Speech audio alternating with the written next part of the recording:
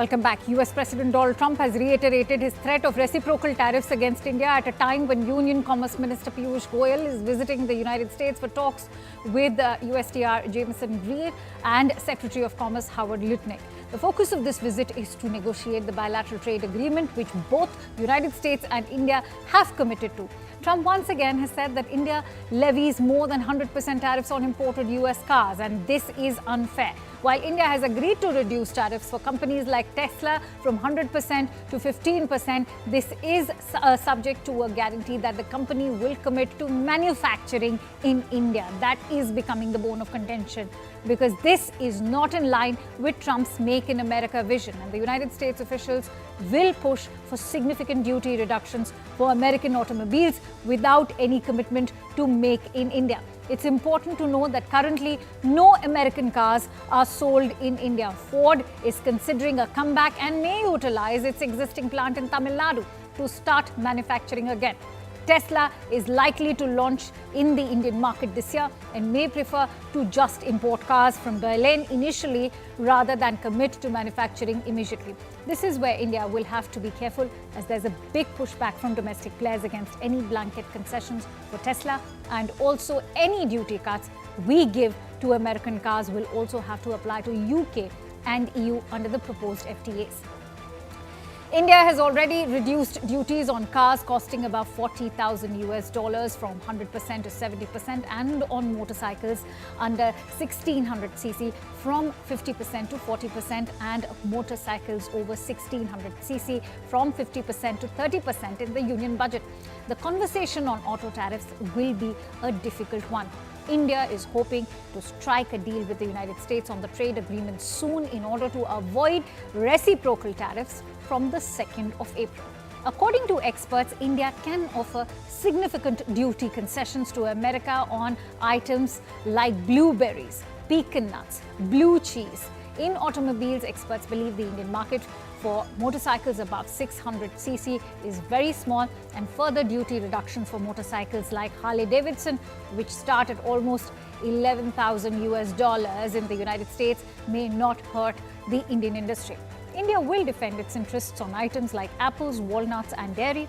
On agriculture imports from India, experts do not believe that US tariffs on Indian agri-exports will have much impact, as India exports a mere $4 million worth of agri-products to US. India's strategy would be to first offer duty concessions in areas where India does not have a big market, and then see if the threat of reciprocal tariffs can be avoided. So here's why Donald Trump should not be worried about India, a country that's not a tariff king as is being touted. The high tariffs on items like whiskey and cars are not unique. High tariffs are also imposed by the United States on dairy, which is 188%, and cereals 193%. India's average tariff is 17%, that is lower than many others. India's tariffs are in accordance with global pattern, while with some countries like Japan, the tariffs are at 457%, and Korea being at 887%, something that Donald Trump even highlighted. The strategy to nurture domestic industries is not new, and it is followed globally. And so when it comes to Donald Trump's tariff war and Trump citing Indian tariffs again, can India avoid this trade conflict? That's a question we'll be weighing in on.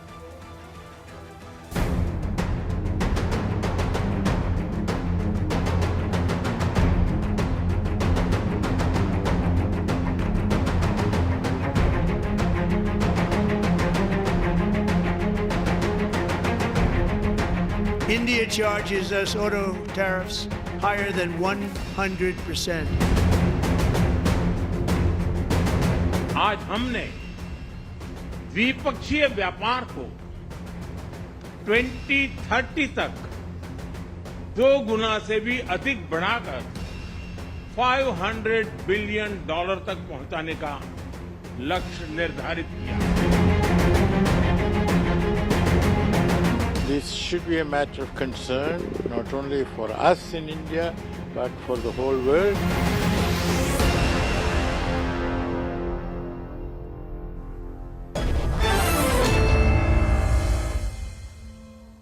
On on that note, let's quickly bring in our guest today. I'm in fact joined in by Ambassador Harsh Shringla, who's joining us live on the broadcast. Sir, thank you so much for joining in. Let me in fact begin by asking you, how do you assess the global impact of these tariffs, and will this actually mean America first, given that many economists are saying that the tariffs will also cripple the US economy? Well, I mean, if you look at it from the point of view of President Donald Trump, he has been elected on a plank which is essentially to protect American interests. And what he's saying is that, he wants a parity in tariffs between the United States and those who trade with the United States. Now, many countries like ourselves would say that this is born out of the WTO system, where there is a sort of a differential tariff structure created for developing countries and developed countries. And so there is a difference in the tariff structures because we need certain level of concessions as a developing country.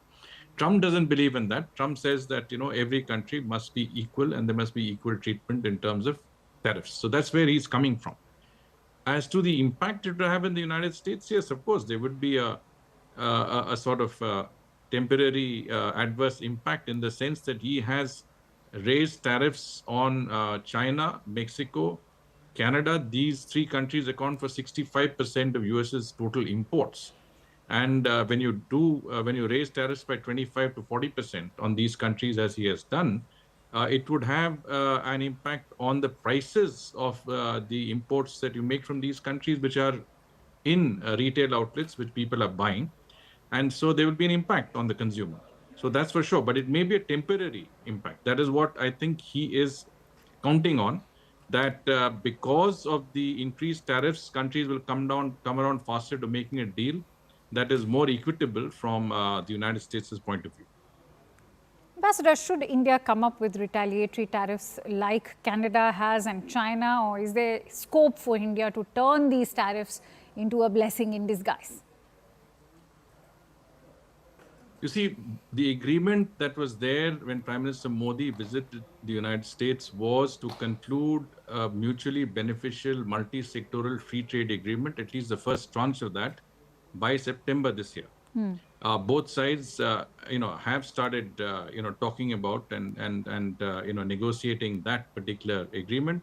As you know, Commerce and Industry Minister Shri Piyush Goyal is right now in Washington, D.C. with his team discussing this issue. But Trump has come out with a possible, preemptive, reciprocal tariffs as early as in April. That is what he says, and that's what he said in the joint in his address to the joint session of the U.S. Congress.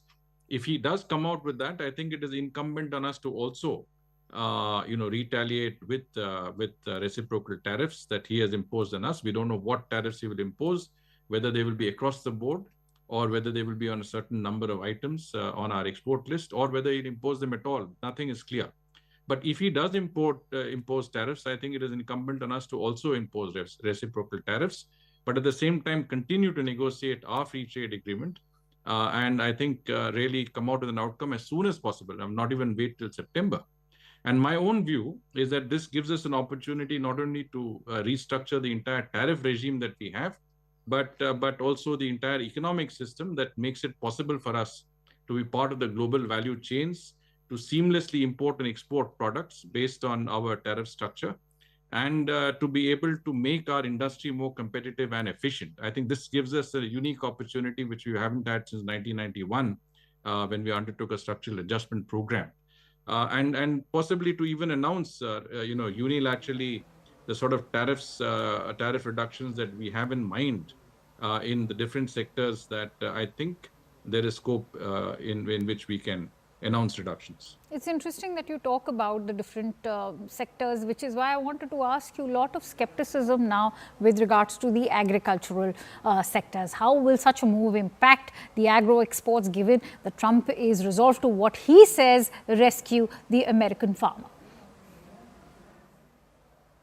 Well, the United States exports about $1.5 billion worth of agricultural items to India.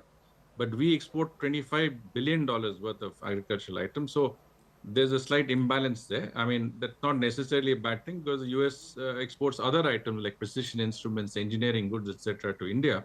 So it doesn't have to be parity on the same sectors and the same lines.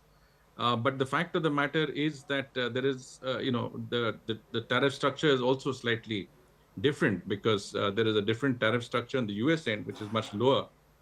In our case, there are areas where we are quite competitive in tariff terms, but there are certain areas where our tariffs are quite high. Take the example of rice, for example. We are the largest exporter of rice in the world, yet we have a 70% import duty on rice. Similarly, we have a 40% import duty on wheat, 45% on soya, 50% on corn. So there are high tariffs in certain areas, and in some areas like walnuts, etc., we need to have it.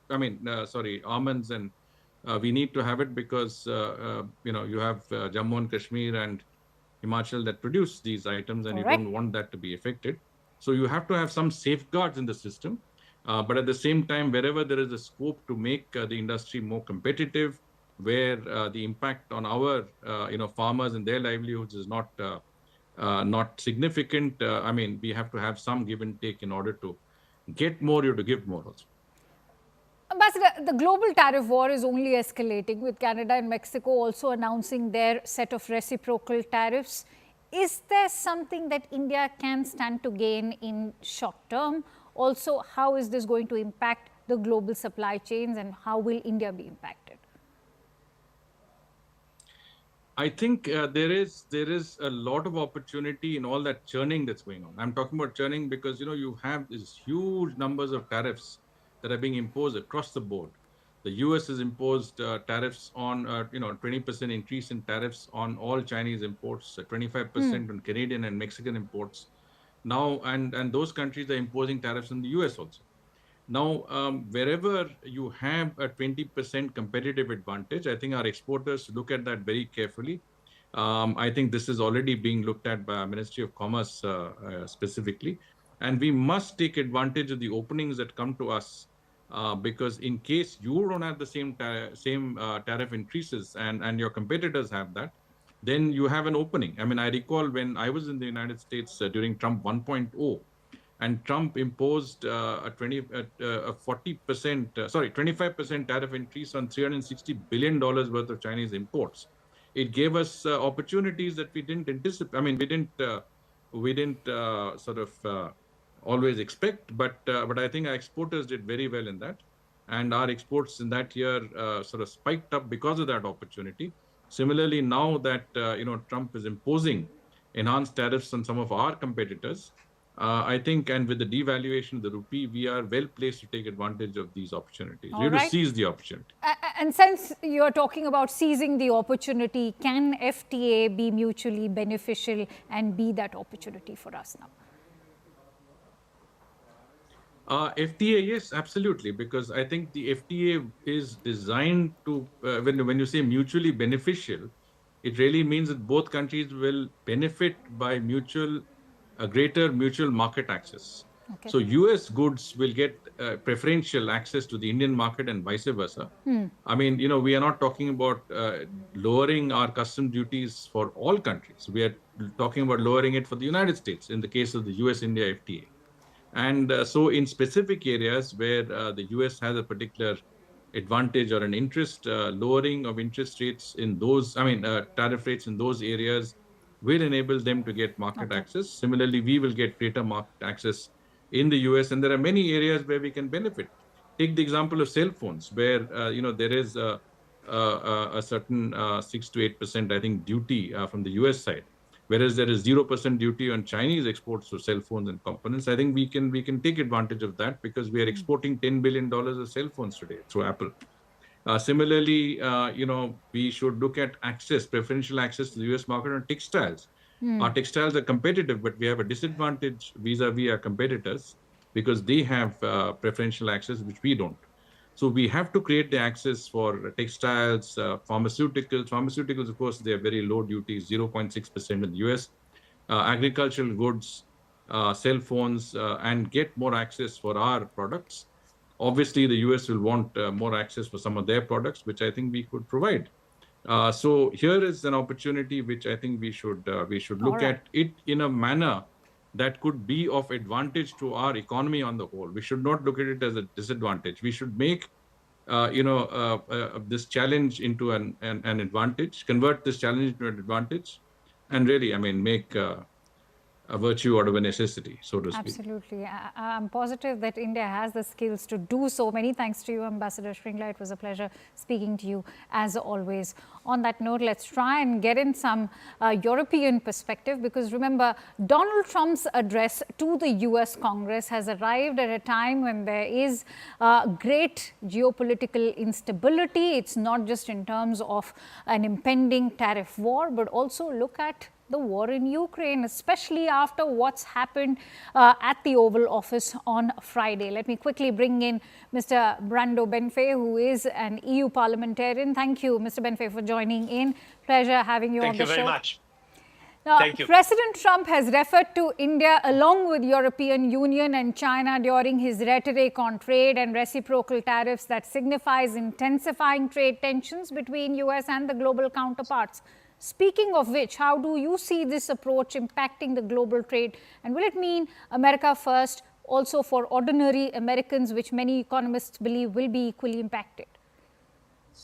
Well, first of all, I want to say that we are trying to maintain a dialogue to find solutions. I myself am the chair of the delegation for the relations with the United States Congress of the European Parliament. And so in this role, I will be in a few weeks in US to have a dialogue on these topics to reach possibly agreements and support the effort to find solutions. But we have been very clear that we demand respect from the US counterparts, and so we will respond to any tariff measures in the direction of working for agreements to avoid a trade war. We don't think it will help either US or EU economy to have an increase of tariffs across the board.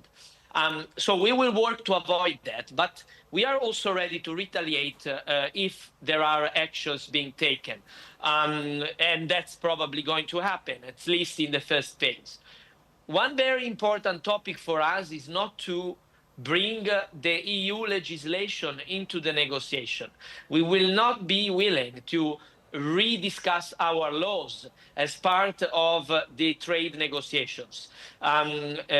We do not accept that the EU laws on environment, on digital, on public procurement are considered to be non-tariff barriers, because we do not question the US laws, and so we do not want the EU laws to be questioned. While you know instead that, for example, on the social media regulation, we had a lot of exchanges with the US, and we have seen members of the administration intervening on this, saying that the EU has put censorship on the social media, and this is obviously something we do not share, and we do not want to go into that because we don't think that's what we should discuss. All right, but here's what you should be also discussing, Mr. Benfei. How do you respond to US President's accusation that EU has spent more on purchasing Russian oil and energy than spend on Ukraine to fight the war? Yeah, that's something that was said during the speech today in the Congress. Yeah, exactly. But we have to say, unfortunately, it's absolutely false. And you cannot say that it's not true. Like it was not true when Macron was at the Oval Office with Mr. Trump, and Mr. Trump said that the EU was giving money that would be given back by Ukraine, while United States have given money that would not get back. These are simply not true statements. And also about Russian gas and oils, it's been a quite clear policy of the EU to stop that kind of energy provision exactly when the war started. And in fact, Now, the liquefied natural gas from the United States is an important source for EU of gas. And I'm sure that on energy and on defense and on trade balance, we are willing to negotiate. What we are not willing to accept is that US dismantles a global alliance between the EU and the US on Right. security and on working on our common interests. But when We it comes think we to the can military find aid to solutions. Ukraine, I'm sure, Mr. Benfe, you would agree that it's also coming from a space where the US president is also taking advantage of the fact that now you're confronted with the reality where EU's own defense spendings now are almost compelled into being increased. Yes, in fact, this is a very important discussion that we should not get wrong. We are discussing this in the European Parliament exactly in these hours. I just come from a meeting about that because we need to increase security and defense spending, but we need to be sure how we do it because today we have 27 systems of the 27 member states of the European Union that are also prone to waste of money, to duplication, to not a very efficient use of the money. Consider that today the spending of the 27 is already more than the spending of Russia and more than the spending of China.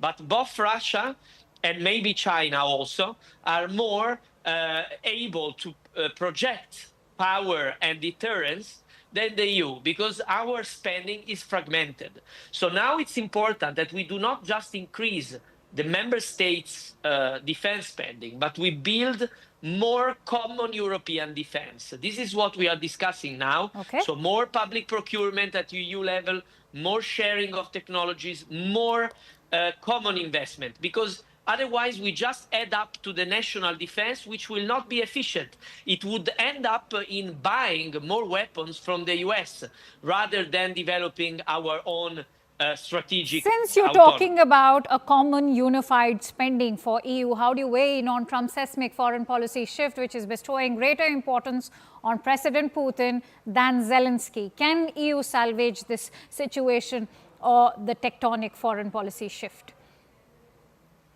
Well, we need to find a balance. We need to maintain a strong support to Ukraine because we want to be sure that Ukraine front doesn't collapse, that Ukraine is in place to reach agreements, but you need Ukraine to be there to have an agreement, not Ukraine in shambles. And I'm sure that also the US, many voices in the US, also in the Congress, will push for a reasonable approach that will guarantee security for the Western alliances. And I think, if I may, as I'm in this context today, it's important also that we engage India. India is a very important power in bringing stability. And it was important that the European Commission was in India altogether just last week with President von der Leyen and the other commissioners. And the parliament itself, I will also be part of that, will come to India after the summer for another big mission because we need to strengthen our partnership. It's very interesting that you talk about the EU president's visit. And that's why I want to ask you that amid this tariff war, can EU and India both explore greener pastures and perhaps look at it as a blessing in disguise and diversify their bilateral relationship in terms of trade and investment? Well, as I said, we think that the trade war with US should never escalate, should never actually start. So we will work to avoid that. But at the same time, diversification of trade and increasing free trade between important areas of the world, like with India, is very important. We want to support more opening of our markets in a reciprocal way, and we are going to work in this direction. Lastly, I want to ask you, Mr. Benfei, with Russia pivot, do you believe that Donald Trump is actually committed to strengthening the NATO alliance, a time-tested NATO ally that regarded any attack on NATO as an attack on the United States? And that's what Harry Truman said back in 1949. Well, I want to be very clear. If we don't respect this principle, NATO is finished. And I think instead that NATO is an important military alliance for the security interests of both US and EU. And so I think it should be maintained as an alliance where there is reciprocal assistance under the Article 5 of the North Atlantic Treaty. So this is something where clarity is absolutely fundamental, and I think we will demand clarity on that also as we approach further commitment on NATO defense spending as an EU bloc.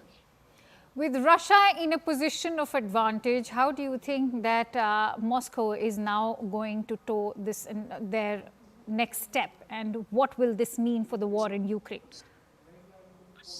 Well, I think it's important that we try to start a dialogue to reach agreements. But until today, Putin has proven not credible, not trustable. So I think that the US will convene that it's important to try to find solutions, but we also need to maintain our strengths and our positions. I'm sure that in fact, what we have seen in these last weeks it's not going to bring very good results. Right. And so US will also maintain a more balanced approach. I'm quite optimistic. And lastly, I want to refer to the letter by the Ukrainian president, something that Donald Trump alluded to during his address to the US Congress. Does that now mean that he is reconsidering what happened as far as that confrontation at the Oval Office is concerned, and how much of a role has EU played in bringing in that change? Well, we have been pushing through our leaders to restart a dialogue between Ukraine and US with the EU as part of this discussion, because we think it's important that there is no breaking, and that discussion at the Oval Office was quite disgraceful. But we think that the agreements also on the future of the country in terms of economic relations is important. This is something that also EU has been discussing with Ukraine. And so it's important that also Ukraine and US develop agreements like the ones we are doing as EU. We need to find a balance also on that. Let's but hope that the mineral deal with Ukraine actually helps to bring in that much needed peace in the continent. Many thanks to you, Mr. Benfei. Truly appreciate your time. And with that, it's a wrap from my end. Thank you so much for watching Plain Speak. Up next is The Right Stand with Anna Narasimhan.